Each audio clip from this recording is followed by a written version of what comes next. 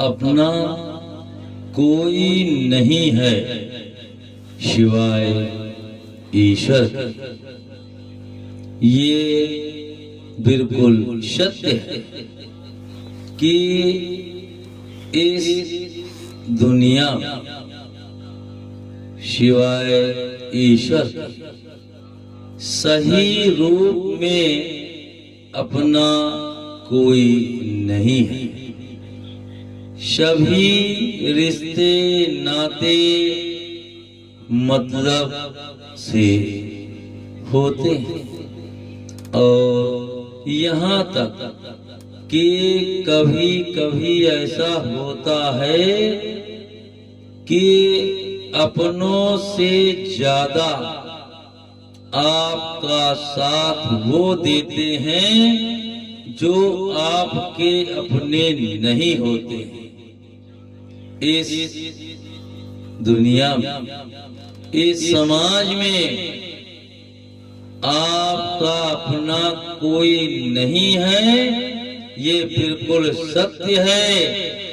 और जो आपके वक्त में, जिसे अधिकतर बुरा वक्त कहा जाता है, आपके साथ रहे वही आपका अपना होता है।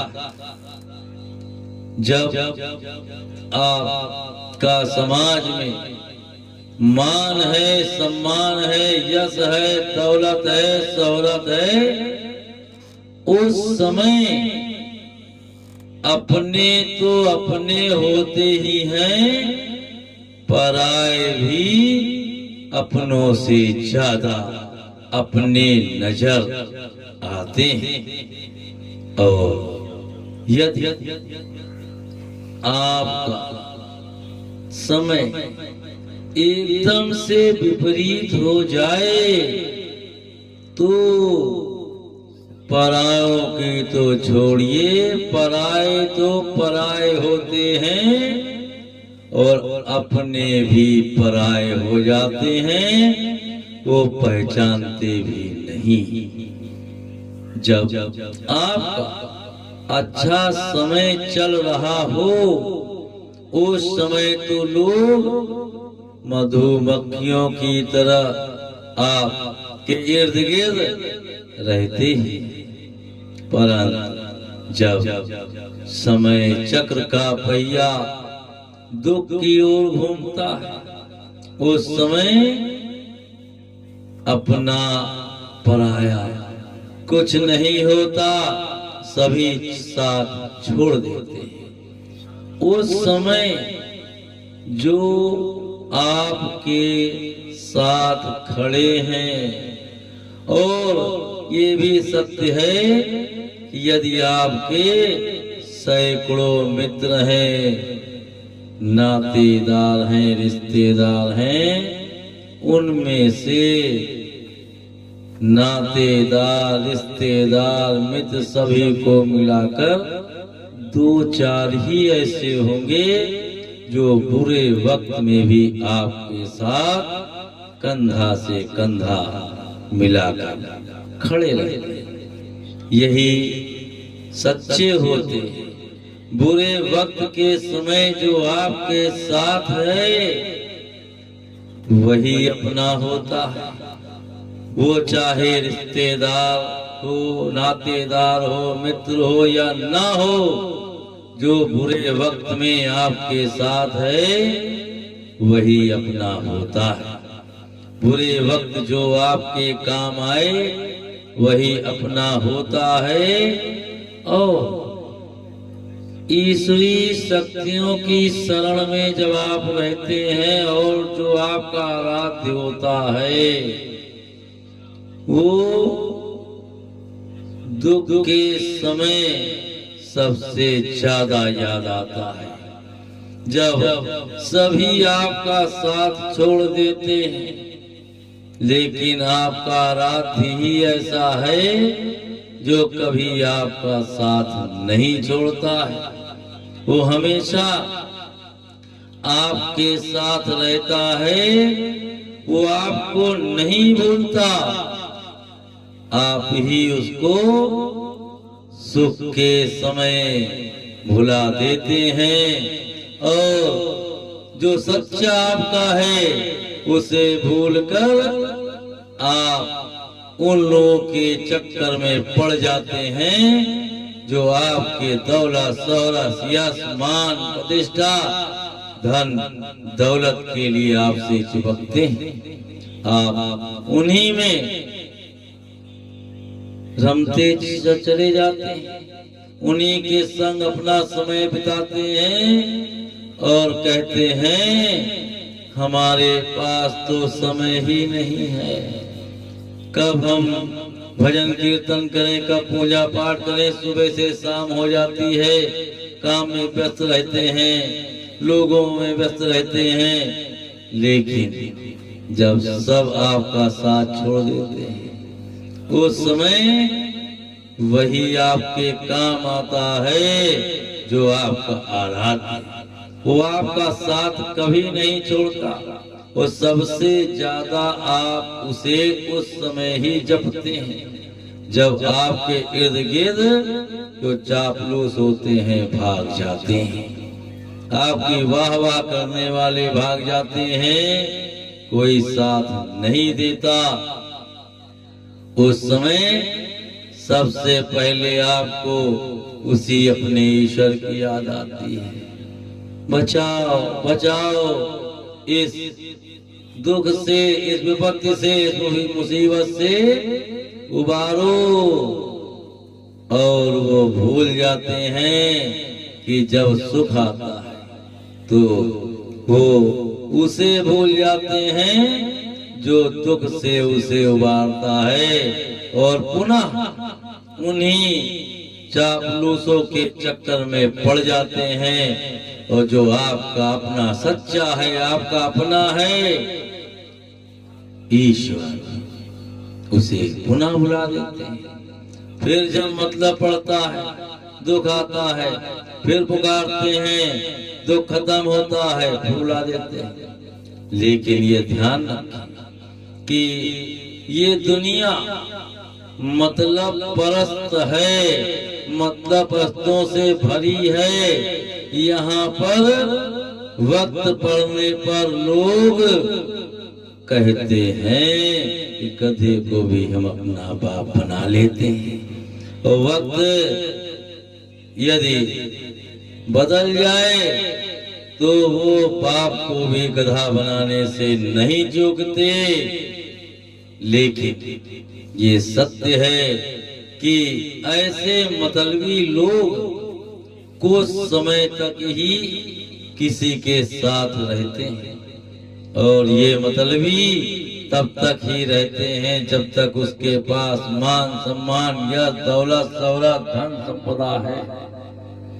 ये कई भाग जाते हैं। लेकिन ईश्वरीय शक्तियां जिन पे आप विश्वास करते हैं, जो आपका अपना आराध्य है, वो कभी आपको नहीं भूलता और आप ही उसे भुला देते हैं। लेकिन याद रखें, ये दुनिया मतलब परस्त है। यहाँ पर सिवाय ईश्वर के कोई आपका अपना नहीं है, न नातेदार, न रिश्तेदार, न मित्र, कोई नहीं है। हाँ, कुछ ऐसे होते हैं जो दुख के समय भी आपके साथ कंधे से कंधा मिलाकर खड़े रहते हैं। इसीलिए कहा गया है कि जो आपका अपना है, आपका सच्चा है, हर समय आप चाहे दुख में हो, सुख में हो, किसी परिस्थितियों में हो, वो आपका अपना ही रहता है। और वो है सिर्फ ईश्वर, जो आपका अपना आराध्य है। हाँ, ये सत्य है कि यदि आप परिवार में, आप समाज में हैं, तो आप समाज को भी देखें, परिवार को भी देखें, परिवार में माता है, पिता है, पत्नी है, भाई है, बहन है, सबको देखें, परंतु इतना अधिक सबको मत देखें कि जो आपका सही में अपना है उसे ही आप भूल जाएं। क्यों? ऐसा वक्त आता है जब सब अपने ही साथ छोड़ देते हैं और उस विषम परिस्थिति में, विकट परिस्थिति में, उस घड़ी में आपको यदि कोई याद आता है तो वो आपका अपना आराध्य ही होता है। और ये सत्य है कि आपके जो रिश्तेदार हैं, नातेदार हैं, मित्र आदि हैं, कुछ छोड़कर बाकी सब आपके साथ इसीलिए चिपके रहते हैं, लगे रहते हैं कि उनका आपसे कुछ ना कुछ काम बनता है। यदि काम ना बने और यदि आप काम उनका ना करें तो आप स्वयं देखेंगे कि आपसे लोग धीरे धीरे दूर हटने लगेंगे। आप किसी पद पे हैं, कहीं पे हैं, लोग आपके पास आते हैं, आप सुनते हैं, काम होता, भीड़ बढ़ती है, आप धीरे धीरे सुनना बंद कर दें, लोग आपके पास नहीं आए। लोग आपके पास आते हैं मतलब के लिए, और यदि उनका मतलब पूरा ना हो तो वो फिर लौट करके नहीं आते। ये मतलब परस्त दुनिया। और ये भी सत्य है कि आप इस समाज में अपने परिवार के साथ रहें, अच्छा है, उनका पालन पोषण भरण करें, अच्छा है, परंतु कुछ समय आप ईश्वरीय शक्तियों की शरण में भी बताएं, उनके भजन कीर्तन में भी आप बिताएं। एक प्रसंग, एक स्थान पर एक गुरुजी रहते थे।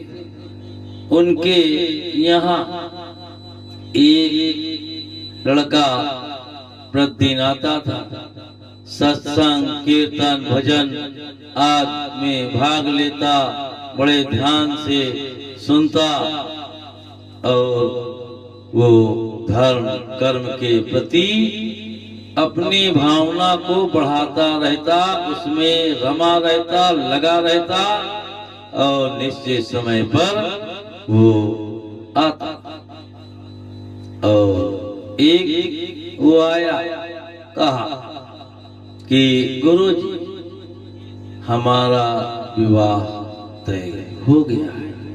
गुरुजी ने कहा ठीक है, अच्छी बात है, ये तो जरूरी है, लेकिन तुम थोड़ा सतर्क रहना, सब कुछ करना, लेकिन ईश्वरीय शक्तियों की शरण से दूर मत होना। लड़के ने कहा गुरुजी हम जानते हैं।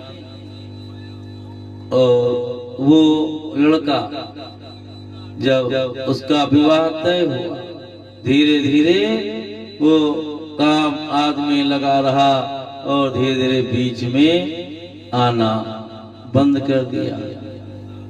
फिर एक दिन आया, कहा गुरुजी हमारी फला तारीख को शादी। तब गुरुजी ने कहा तुम हमसे थोड़ा दूर हुए, और हमसे का मतलब है कि ईश्वरीय शक्तियों के सत्संग भजन कीर्तन से थोड़ा दूर हुए, और याद रखना कि दूर मत होना।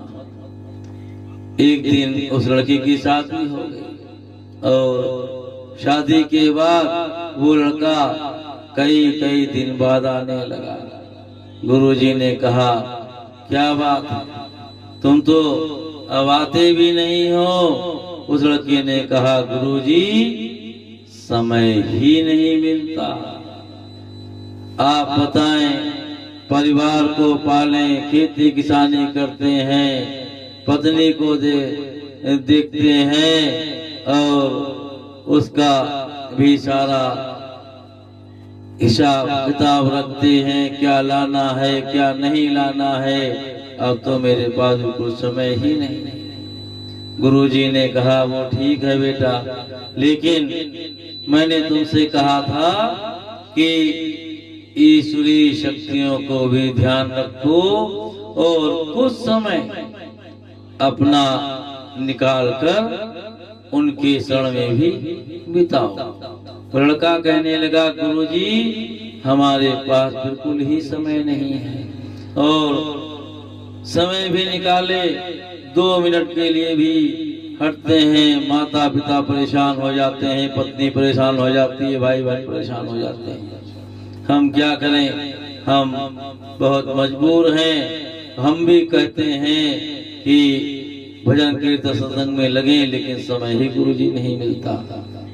तब गुरुजी ने कहा बेटा कि ये दुनिया ये मतलब परस्त है और हर व्यक्ति अपने अपने मतलब के लिए एक दूसरे से लगा रहता है, ये बिल्कुल सत्य है। और यदि कोई उसका मतलब ना हो, कोई काम ना हो, तो कोई पूछता भी नहीं है। तब उस लड़के ने कहा गुरुजी ऐसा नहीं है, हमारे माता पिता हमें बहुत चाहते हैं, पत्नी बहुत चाहती है, और यहाँ तक कि हम थोड़ी देर भी यदि देर कर देते हैं परेशान हो जाते हैं। कहते बेटा कहाँ चले गए थे, मेरी तो जान निकली जा रही थी, मेरे प्राण निकले जा रहे थे, इतना ज्यादा प्रेम करते हैं। तब गुरुजी ने कहा ये सब मतलब परस्त हैं, ऐसा नहीं है। तुम काम करते हो, धंधा करते हो, इसीलिए तुम्हारा सब इतना ख्याल करते हैं, तुम्हें याद करते हैं। बाकी तुम घर परिवार का ध्यान करो, रखो, और जो खेती किसानी जो भी आय का साधन होता है कर रहे हो करो, हम मना नहीं करते, लेकिन थोड़ा समय तुम भजन कीर्तन के लिए अवश्य ही निकालो। तब फिर उस लड़के ने कहा गुरुजी बिल्कुल समय नहीं। तब गुरुजी ने कहा ठीक है, कल आना, मैं तुम्हें बताऊंगा ये दुनिया कितनी मतलब परस्त है, ये रिश्ते नाते कितने मतलब परस्त भरे होते हैं। जब वक्त आता है तो बड़े बड़े साथ छोड़ देते हैं। उस लड़के ने कहा गुरुजी हमारे माता पिता भाई बहन पत्नी ऐसे नहीं है, वो तो हमारे लिए जान दे देते हैं। कहते हैं बेटा कहाँ चले, मेरी जान जा रही थी मैं। तब गुरुजी ने कहा ठीक मैं दिखाऊंगा कला। और वो लड़का दूसरे दिन गुरुजी के पास पहुंचा। गुरुजी ने कहा बेटा देखो मैं तुम्हें हकीकत से परिचित करवाता हूँ, देखना कि ये मतलब परस्त दुनिया है, मतलब परस्त दुनिया में यदि कोई सच्चा तुम्हारा है तो वो ईश्वर है। ये सत्य है कि माता पिता भी सत्य हैं, भाई बहन भी सत्य है, पत्नी भी सत्य है। इनके साथ ही इनको तो मानो, लेकिन ईश्वरीय शक्ति को जिसे अपना आराध्य मानते हो उसको भी समय दो। वो लड़का दुसेन आया। गुरु ने कहा ठीक है, देखना चाहते हो ये दुनिया कितनी मतलब परस्त है, ये जड़ी ले जाओ, शाम के समय इस जड़ी को अपने मुंह में रख लेना और लेट जाना। तुम्हारा श्वास बंद हो जाएगा, शरीर की हरकत बंद हो जाएगी, आंख बंद हो जाएगी, परंतु तुम सब कुछ सुन सकते हो। तब तुम देखना ये दुनिया कैसी है। लड़का घर गया। शाम के समय उसने उस जड़ी को मुंह में रख लिया और लेट गया। जैसे ही जड़ी लेट कर मुख में रखी, उसका शरीर स्थिर हो गया, सांस बंद हो गई, नाड़ी बंद हो गई। और थोड़ी देर पत्नी आई, कहा उठो, खाना बन गया है, खाओ चल के। परंतु पत्नी की आवाज उसने नहीं सुनी, वो कुछ हरकत नहीं किया। पत्नी ने ध्यान से देखा, से हिलाया और दौड़ती हुई गई अपनी सास से कहा, अम्मा देखो उन्हें क्या हो गया है। अम्मा भी दौड़ती आई, देखा। अम्मा भी समझ गई कि इसके शरीर में कोई हरकत नहीं। तुरंत ही पूरा परिवार दौड़ा आया और उसकी स्थिति देख करके सब रोने लगे, चिल्लाने लगे, हाय मेरा लाल, कोई हाय मेरा पति, मेरा भाई। सब रोने लगे, चिल्लाने लगे। और इस समय ही कुछ ऐसी विचित्र बातें होती हैं जिनको सुनकर बड़ा अजीब लगता है। जिसे देखो एक ही बात बोलता है, हे भगवान ये क्या मेरे प्राण ले लेते, इसे उठा दो, इसे उठा दो, मेरे प्राण ले लो। ये सभी करते। माता ने कहा, हे भगवान मेरे प्राण ले लो, मेरे बच्चे को उठा दो। पिता ने भी यही कहा, पत्नी ने भी यही कहा, सबने यही कहा। सभी एक ही बात करते, मुझे उठा लो, मुझे उठा लो, इसे बचा दो, इसे बचा दो। ये अजीब सा होता है और ये भी सत्य है। कहने वाला ये जानता है कि न उसके प्राण जाएंगे और न जाने वाला उठेगा। हाँ, सही में यदि आ जाए, कहें ठीक है चलो तुमको ले चलते हैं, इसे छोड़ते हैं, कोई नहीं जाएगा। तभी सभी ने कहा, ये तो बड़ा गड़बड़ हो गया, कैसे हो गया। तभी उसकी माता बोली कि ये तो अपने गुरुजी के पास जाता था, सुना है गुरुजी बड़े चमत्कारी, अब वही कुछ कर सकते हैं, चलो उनके पास चलते हैं। और उस लड़के के माता पिता दोनों दौड़ करके गुरुजी के आश्रम पहुंचे। कहा, गुरुजी देखो आपके शिष्य को क्या हो गया है। गुरुजी ने कहा, क्या हुआ। कहा, पता नहीं, लेटता है, ना उठता है, ना आंखें खोलता है, पता नहीं क्या होगा, आप ही कुछ करें। तब गुरुजी ने कहा, ठीक और मैं चलता हूँ। गुरुजी ने अपना कमंडल उठाया और चल दिए। वहां पहुंच करके गुरुजी ने कमंडल एक तरफ रख दिया और वहीं पास पड़ी कुर्सी पर बैठ गए। लड़के की नाड़ी वाड़ी देखा, कहा, अरे अब तो कुछ नहीं हो सकता। तब सबने कहा, ऐसा कैसे गुरुजी, आप तो बड़े चमत्कारिक हैं। और ऐसे समय भी लोग ये सोचते हैं, ये अपेक्षा करते हैं कि कुछ ना कुछ तो होगा। कहा, गुरुजी कुछ ना कुछ तो उपाय आपके पास होगा, कोई जुगाड़ करो, कोई उपाय करो। इसमें भी जुगाड़ उपाय चलने लगता है और किसी तरह उसे आप उठाओ, आप तो बड़े चमत्कारिक हैं। गुरुजी ने सोचा, कहा ठीक है सोचते हैं। फिर गुरुजी ने कहा, हाँ एक उपाय है। सभी लोग कहें, जल्दी बोलो गुरुजी।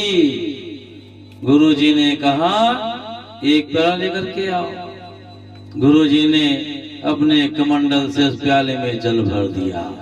कहा, ठीक है उपाय मिल गया। उपाय ये है कि जो भी इस जल को पिएगा वो तो चला जाएगा और ये लड़का उठ करके बैठ जाएगा। जो इस लड़के की है उसकी हो जाएगी और लड़का जीवित हो जाएगा। सब एक दूसरे मुंह ताकने लगे, अरे ये कैसे, ऐसा कैसे हो सकता है। गुरुजी ने कहा माता तुम ही पियो। तब उस लड़के की माँ ने कहा अरे गुरुजी ये क्या कह रहे हैं, अगर मैंने जल पी लिया मैं मर गई तो मेरे पति का क्या होगा, कौन इनको रोटी बनाएगा खिलाएगा। और जब गुरुजी ने पिता से कहा, पिता कहने लगे अगर मैं मर गया तो मेरी पत्नी की देखरेख कौन करेगा, इसका क्या होगा। तब गुरुजी ने भाई बहन से कहा तुम ही पियो। तो उन्होंने कहा गुरुजी हमारी तो अभी शादी भी नहीं हुई, हमने तो अभी कुछ दुनिया देखी ही नहीं और हम मर गए तो क्या होगा। तब गुरुजी ने उसकी पत्नी से कहा कि तुम्हारा पति है, तुम तो बड़े जोर जोर चिल्ला रही हो, ये भगवान मुझे उठा लो इसे जिला दो, तुम्हें पी लो। तब उसकी पत्नी बोली गुरुजी कैसी बात करते हैं, यदि जल पी करके मैं ही मर गई तो इनके जीने से फायदा ही क्या है, क्या हमारा फायदा है अगर हम ही मर जाएं। तब गुरुजी ने कहा ये तो बड़ा विचित्र है। तब सभी ने कहा गुरुजी ठीक है एक मिनट रुकिए हम आते हैं। सभी लोग एक कमरे में चले गए, लौट के आया, कहा गुरु एक बात कहें बुरा मत माने। गुरुजी ने कहा ठीक है बुरा नहीं मानते। कहा गुरुजी हमने सुना है आप आगे पीछे कोई नहीं है इस संसार में, और ऐसा करें कि आप ही क्यों ना जल पी लें, क्योंकि ये तो आपका परम शिष्य है और परम शिष्य के प्राण की रक्षा करना तो आपका धर्म है, ये आप ही क्यों नहीं करते। गुरुजी ने कहा अरे ये क्या कह रहे हो, हम तो देखो कितने लोगों को सही करते हैं कि तुम हमें करते कर हम चले गए। अरे कहा गुरुजी ठीक है लेकिन कोई रोने वाला तो नहीं आपके पीछे, आप चले जाएंगे। उन्होंने कहा ठीक है हमें पी लेते हैं। गुरुजी ने प्याले का आधा जल लड़के के मुख में डाला और उस जड़ी को निकाल ली और जल को स्वयं पी लिया। लड़का उठ के बैठ गया, गुरुजी ने कमंडल उठाया चल दिए, लड़का उनके पीछे पीछे चलने लगा। सब घर वाले ने कहा रुको बेटा रुको, क्या कर रहे हो क्या कर रहे हो, कहाँ जा रहे हो। उस लड़के ने कहा मैंने देख लिया इस दुनिया में कोई अपना नहीं है, सब मतलब के हैं, मतलब के कारण सब नाते रिश्ते रखते हैं, मेरा कोई नहीं है, मेरा सिर्फ ईश्वर है, अब मैं उसी के शरण में रहूंगा। वो चलने लगा। गुरुजी रुके, कहा बेटा है क्या कर रहे हो। तब उस लड़के ने कहा गुरुजी मेरी आंखें खुल गई, मैंने जान लिया मेरा कोई नहीं है, ये सब मतलब परस्त हैं। तब गुरुजी ने कहा बेटा नहीं, साधु महात्मा बनने से, घर छोड़कर बनने से कोई फायदा नहीं है, बल्कि घर में गृहस्थ रहते हुए साधुवत जीवन बिताना ही सबसे बड़ा होता है, इससे बड़ा कुछ नहीं होता है। तुम घर में रहो, परिजनों का लालन पालन करो, पोषण करो, लेकिन साधुवत व्यवहार करो। साधु महात्मा बनने के लिए घर छोड़ने की जरूरत नहीं होती, आप घर में रह करके भी साधु महात्मा सा व्यवहार कर सकते हैं, लोगों की भलाई कर सकते हैं, अपने कर्तव्यों को निभा सकते हैं। और हाँ कुछ समय उसके लिए भी अवश्य निकालें जो आपका सही में अपना है। इतना कहकर के गुरुजी चले।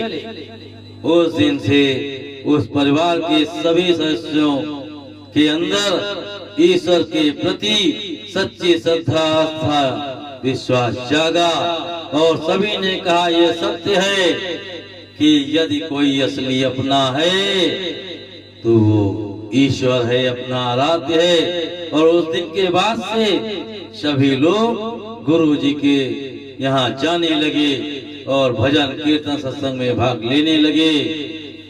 इसका यही आशय है कि ये दुनिया मतलब परस्त है, इसका मतलब लेकिन ये नहीं कि अपना घर परिवार छोड़कर आप साधु महात्मा बन जाएं।